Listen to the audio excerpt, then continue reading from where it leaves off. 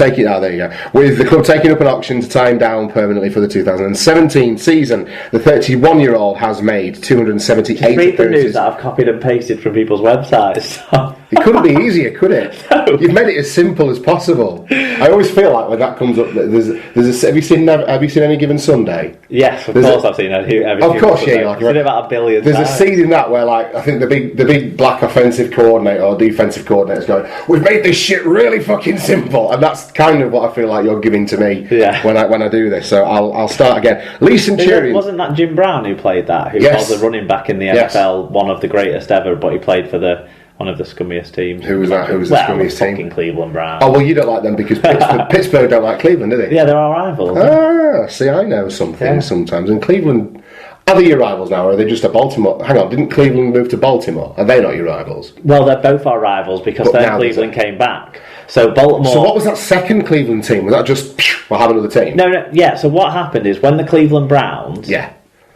Their franchise was bought. Well, Art Modell, who owned the franchise, moved it to Baltimore. And they became the Ravens. They became the Ravens because the city of Cleveland were allowed to, which is the first in like the way sports franchises move around America, were allowed to keep the history, the name, the records, all of that of the franchise. In case they wanted to start up again. Because they were going to start up again when they got momentum behind it and were able to build a stadium and all of that. Okay. So then they built a new stadium and they put a team in there and they started again 2 years after their demise. And really? They've been fucking awful ever since. Woeful. And it's been fantastic.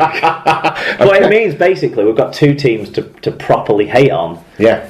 Whereas who do you hate the more? old Baltimore side, not a real issue. Who are the old Baltimore side? Well, the Indianapolis Colts that moved from Baltimore, right. And there's still a lot of hatred in Baltimore for the fact that they took all the Colts name and record, because one of the most famous players in the sort of history of the game, Johnny Unitas, I've heard of was him. the quarterback of the Baltimore Colts, and now obviously he's a hero legend type thing, but all his records are attached to the Indianapolis Colts side. But you still see people wearing his jersey, but Baltimore Ravens, but with his name and number on at Ravens games. That's fascinating stuff. Yeah. Thank you, man. Nice one. Okay, Lee Centurions have extended the loan of Richard Whiting until the end of the season, with the club taking up an option. Was that what Dar was after? That sort of stuff. There you go. Well, that's amazing. Can I get through this boring Richard Whiting story? Richard Whiting's going to play for Lee next season. The 31-year-old made 278 appearances for the Black and Whites during his 12 years at the club, being granted a testimonial year in 2017 for his services to Hull FC. No, he was granted a testimonial year in 2014 for his services to Hull FC. He's already had it. I said being granted a testimonial year in 2014. No, you didn't. What did I say? You said he's being granted a testimonial year in 2017. No, I didn't. I said being granted a testimonial year in 2014. I'm not going back and listening to it. Shush. At some point, you owe me next week. You owe me an apology. Stop digging your hole. You owe me an apology. Listeners, when you're listening to this bit and we're being little mardy bitches to each other, just send your tweets in, call us both pricks, but tell Tom he's fucking wrong. Nope, I was right. I definitely didn't say 2017. For his services to Hull FC. Can't wait till you listen to it. Castleford Tigers have confirmed that Jai Hitchcock has agreed a new 2-year contract extension to keep him at the club until the end of 2018. I'm really excited, he said. It's obviously a great club and I'm growing to love it here in Cass. Everyone has been really welcoming to me and I've made some good mates since I arrived. There's a really good vibe throughout the club, all the way from the staff, the young players to the first teamers. I'm really liking it. Yeah, he's impressed, hasn't he, so far? And he's versatile. He can play in a few different positions, and I think it's a decent bit of business getting him on a witness. Yeah, absolutely. Matt Diskin is to take over from John Keir as head coach of the Batley Bulldogs for the start of the 2017 season. Diskin is currently with the Bradford Bulls, working as the under-19s head coach, as well as being Jimmy Lowe's assistant with the first team. But he will take over from Keir, who is leaving the Bulldogs to return to Wakefield at the start of next season. Batley chairman Kevin Nichols has already expressed his delight at being able to get the man he wanted for next season. Matt is presently in a full-time post at a big rugby league club club. So for him to step down from that role and come to us in a part-time capacity shows a big commitment from him with the support of his wife and family, Nichols told the club website. I asked him how long he wanted to pledge to the club in the first instance, and without hesitation he said 3 years. We shook hands on it, so for the next 3 years at least he will be our head coach. Sounds like Kevin Nicholas isn't going to be sacking him then. Kevin Nicholas, not Kevin Nichols. That's alright. At this point... It happens all the time, mate. At this point, it's just a shit. I'm having a shitter, aren't I? Yeah. I don't think I'm having quite as much of a shitter as you think, though.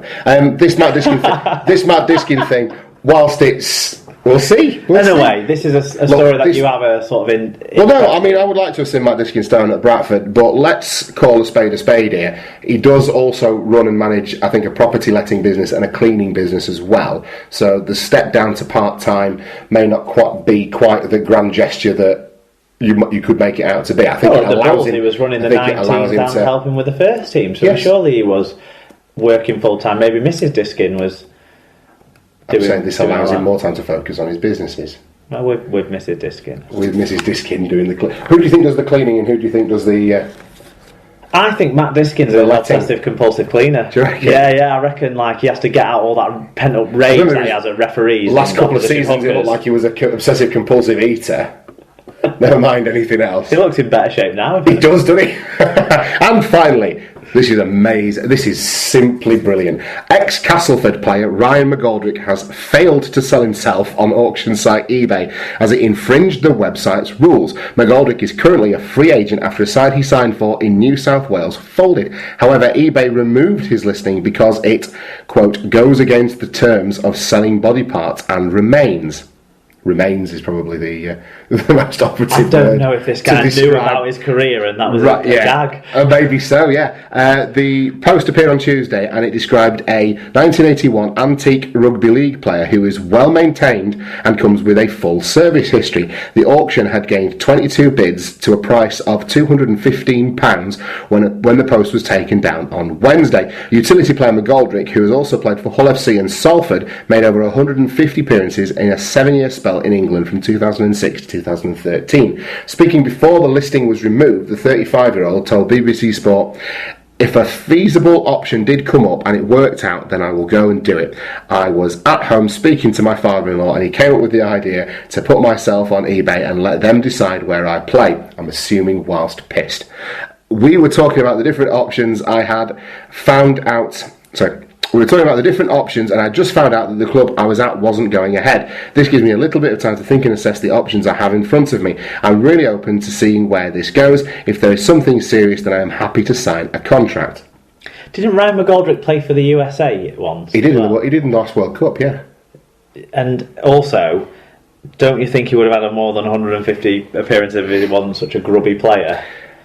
Yeah, he was a bit biscuity as well, wasn't he? He was kind of like he was a bit of a Marmite kind of love to hate kind of guy, wasn't he? Talking to players you'd love to hate. Yeah. I don't think I ever would have wanted him in my club. He was a bit grubblicious, wasn't he? But definitely a love to hate. I guess the fans of the clubs he was at absolutely loved him because he always seemed to buy into the spirit, the ethos, and connect with the fans a little bit in terms of the way he played. But I would have found him a frustrating guy to be around. Yeah. If he's your boy, you get behind him, don't you? And he did buy in. But no, I think he was he just had a bit of an underhanded nature to him. I think. Yeah. That's what I didn't buy into. Well, I didn't buy into him trying to get a bit of press for himself either by putting himself on eBay. I was hoping we'd sign him for that. I think he could do a job in the Championship for Bradford. We could do with somebody could play in the Arbs. Yeah. I'd take that. But we got a tweet on this one. Tim G got in touch. Nice to hear from you, Tim. So how much would you have bid for McGoldrick? Well, it's moot now. He's been taken down. But the next listing on there was Gary Wheeler, condition for parts or not working. And poor old Gary Wheeler. Talking of similar people, did you hear Johnny Lomax had an injury come back for Saints reserve side? He played about 23 minutes, I think, before.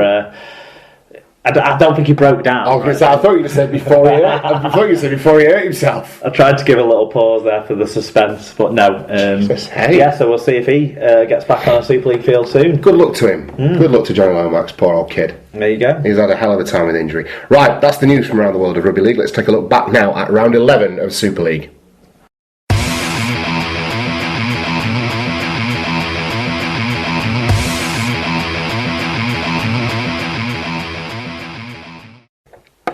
So, to round 11 of Super League then, Mark. It was a truncated fixture list this weekend, played out over Thursday and Friday, so that the lower ranked teams could enter the Challenge Cup.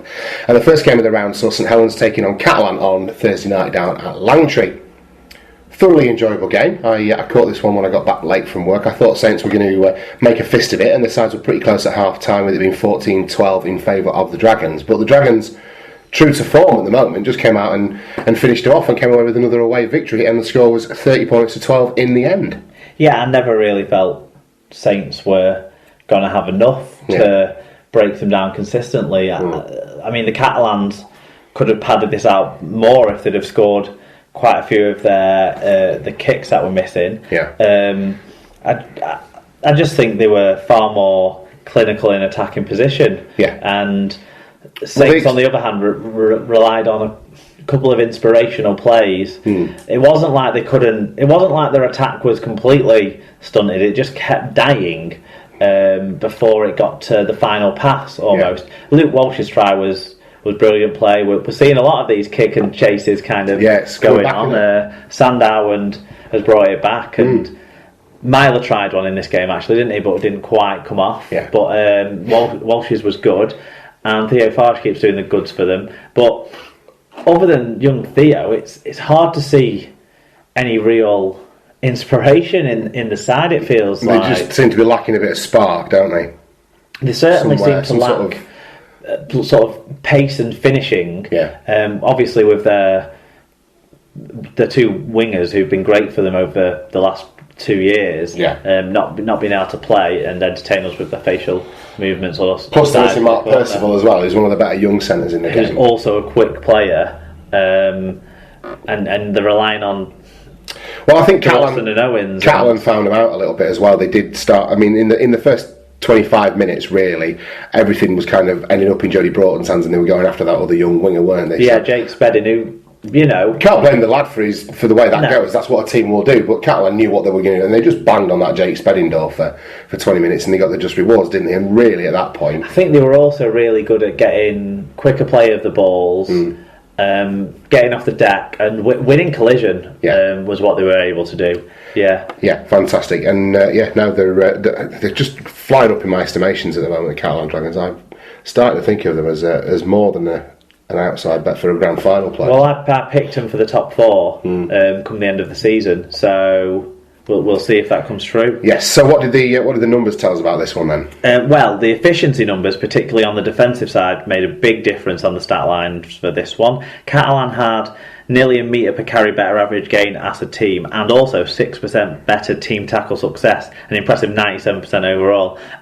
They only had one more break than St Helens had. They have 41 fewer carries, they have fewer successful offloads, and 6 fewer attacking kicks, but they won by 6 tries to 2, showing their attack and defence executed much better than the home side. Okay. Individually, Jody Broughton grabbed 4 tries, only 2 clean breaks, so a lot of those were, like you say, close to the line, winning over the players in front of him, but really good finishing from Broughton. Pat Richards strolled away for a try and 140 metres, but that was a surprising one that he was able to go straight in the oxygen tent after the match on that one, I'd have thought. Well, where was the Saints' cover defence though? True. Tony Gigo, a try assist, 6 tackle busts, 163 metres. He likes to carry the ball back at fullback. He's not one of these fullbacks who looks for a winger to take it up to the line, is he? No. And Glenn Stewart keeps impressing. He got a try assist and 43 tackles in this one.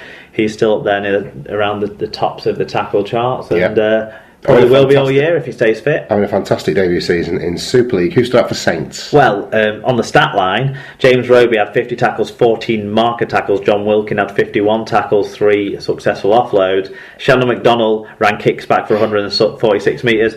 And Jordan Turner found blind alleys at 140 metres ago. There you go. Look at you. It's a week where Wigan win and Saints lose and you're all over them. I just didn't really rate Jordan Turner's performance. I thought he didn't give the young kid outside him much chance to ever really do it. Like I say, he ran down blind alleys. He ran with the ball, didn't look to pass it at the right times, or didn't help the kid by sort of telling him where to go and where he wanted him to be. I just sort of think the although he had a role in the Theo Farge try, which was a decent setup, I just don't think he